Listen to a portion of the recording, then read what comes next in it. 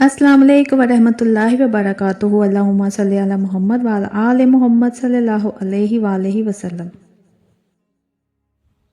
बेशुमार लोग पैगामात के ज़रिए सोशल मीडिया पर मुख्तलिफ ज़राए से ये सवाल करते रहते हैं कि हम दुरूद पाक या कोई भी नेक अमल पढ़ते हैं तो उसे हदिया कैसे करें, और हदिया करने का सही तरीका क्या है, और क्या वाकई हदिया करने से सवाब में इजाफा होता है और रूहानी बरकतें हासिल होती हैं। तो आज इस मौजू पर तफसील से बात करते हैं, क्योंकि बहुत से अफराद इस मामले में परेशान होकर बैठे हैं कि हालांकि हदिया करना नहायत आसान और मोहब्बत पर अमल है। सबसे पहले ये समझ लीजिए कि हदिया के लफ्ज का मतलब तोहफा पेश करना है।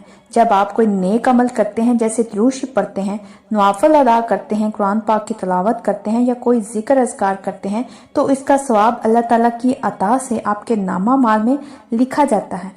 अब अगर आप दिल की नीयत से ये अर्ज कर दें कि या अल्लाह, मैं इस अमल का सवाब अपने प्यारे आका हजरत मोहम्मद सल्लल्लाहु अलैहि वसल्लम की रूह मुबारक को पेश करता हूँ और उनके वसीले से तमाम अंबिया कराम अलैहिस्सलाम, सहाबा कराम रिज़वानुल्लाह अलैहिम अजमाइन, अहले बैत तहार, औलियाए कराम, बुजुर्गाने दीन, अपने मरहूम वालिदैन, अजीज़ो अकारब और तमाम उम्मते मुसलमा को हदिया करता हूँ, तो ये सवाब उन सब को पहुँचा दिया जाता है और आपके सवाब में भी कोई कमी नहीं आती, बल्कि अल्लाह ताला अपने फजल से और इजाफा फरमा देता है। नाज़रीन, हदिया करने का तरीका नहायत सादा है। जो भी अमल मुकम्मल करें उसके बाद हाथ उठाकर या दिल ही दिल में अर्ज कर दें कि ए अल्लाह, ये सवाब मैं तेरे महबूब सल्लल्लाहु अलैहि वसल्लम की बारगाह में पेश करता हूँ और उनके वसीले से फलां फलां हस्तियों को भी पहुँचा दें। अगर किसी खास बुजुर्ग या अपने किसी मरहूम का नाम लेना चाहें तो नाम लेकर भी हदिया कर सकते हैं।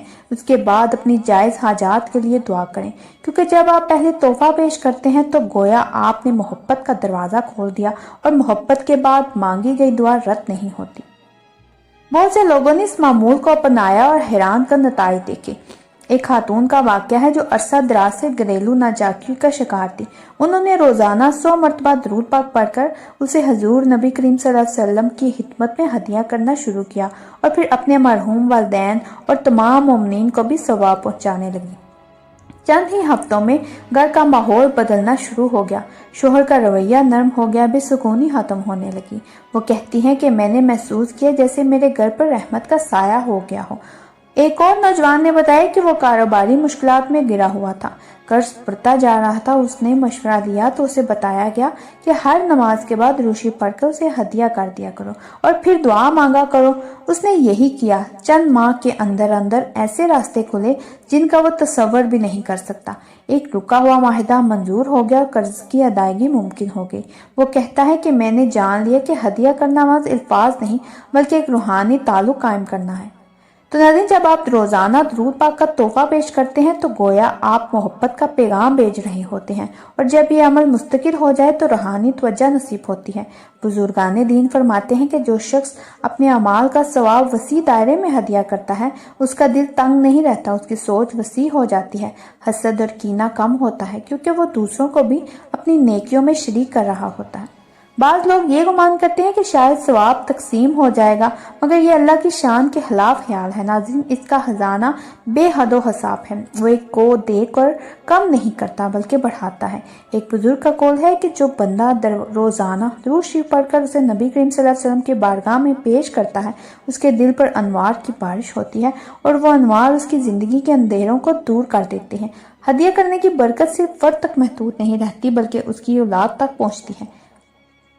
कई लोगों ने बयान किया कि जब से हमने अपने मरहूमीन को इसाले सवाब का मामूल बनाया है, हमारे घर में अजीब सी हैर और बरकत आ गई है। ख्वाबों में अपने प्यारों को खुशहाल देखा, दिल को सुकून मिला और दुआएं कबूल होने लगी।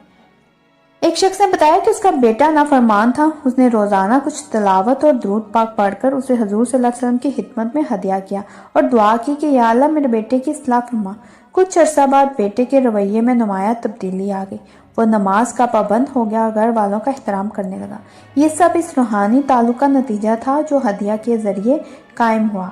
याद रखिए नाज़रीन, हदिया करने के बाद दुआ करना नहायत मौसर होता है। पहले मोहब्बत का नजराना पेश करें, फिर अपनी हाजत अर्ज करें। ये तरतीब कबूलियत के दरवाजे खोल देती है, और अगर आप ये मामूल बना लें कि रोज़ाना कम से कम एक मरतबा یا درود شریف 100 مرتبہ پڑھ کر سے وسیع پیمانے پر ہدیہ کریں تو آپ دیکھیں گے کہ دل کی کیفیت بدلتی جا رہی ہے، پریشانیاں ہلکی محسوس ہونے لگتی ہیں، کیونکہ آپ کا تعلق صرف اپنی ذات تک محدود نہیں رہتا بلکہ ایک روحانی سلسلے سے جڑ جاتا ہے۔ ہدیہ کرنا دراصل اخلاص کا اظہار ہے، یہ کہنا کہ اے اللہ، میں اپنی اس معمولی سی نیکی کو تیرے محبوب کے صدقے سب تک پہنچانا چاہتا ہوں۔ یہی جذبہ بندے کو بلندی عطا کرتا ہے۔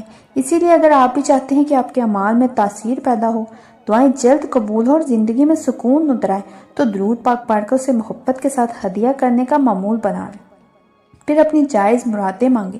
انشاءاللہ آپ خود محسوس کریں گے کہ کیسے ناممکن راستے ہموار ہوتے ہیں، کیسے دلوں میں نرمی آتی ہے اور کیسے گھروں میں رحمت اترتی ہیں۔ اللہ تعالیٰ ہمیں کثرت سے درود شریف پڑھنے اور اسے خلوص کے ساتھ ہدیہ کرنے کی توفیق عطا فرمائے اور اس کی برکتیں ہماری دنیا اور آخرت سنوار دیں، آمین یا رب العالمین۔ تو ناظرین، اگر آپ کو میرے یہ الفاظ، میرے یہ مشاہدہ دل سے لگا ہو تو میرے چینل کے ساتھ جڑے رہیے، میرے چینل کو سبسکرائب کریں، لائک کریں، شیئر کریں اور مجھے کمنٹس میں ضرور بتائیے گا کہ کون کون درود پاک پڑھتا ہے۔ اپنی دعاؤں میں یاد رکھیے گا۔ ایک نئے مشاہدے کے ساتھ دوبارہ حاضر ہوں گی۔ جزاک اللہ خیر۔